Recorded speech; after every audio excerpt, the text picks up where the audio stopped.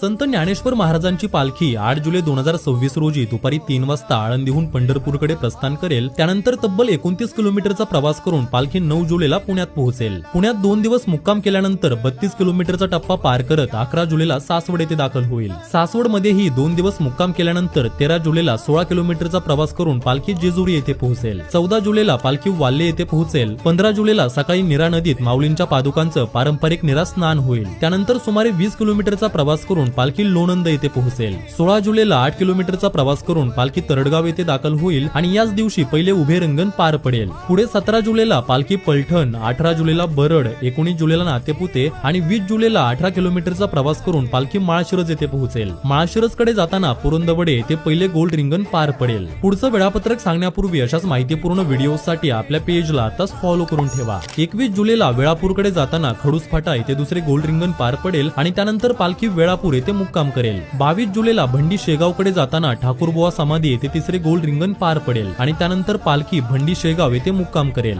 23 जुलैला वाखरीकडे जाताना बाजीरावची विहीर येथे दुसरे उभे रिंगण पार पडेल, तर वाखरी येथे चौथे गोल रिंगण पार पडून पालखी तेथेच मुक्काम करेल आणि शेवटी वाखरीवरून अवघ्या 5 किलोमीटरचा प्रवास करून 24 जुलैला पालखी पंढरपुरात दाखल होईल। येथे माऊलींचे तिसरे उभे रिंगण पार पडेल। त्यानंतर 25 जुलैला आषाढी एकादशीच्या दिवशी लाखो वारकरी विठुरायांचं दर्शन घेतील आणि त्यानंतर पालखीचा परतीचा प्रवास सुरू होईल। ही माहिती प्रत्येक वारकऱ्यापर्यंत पोहोचा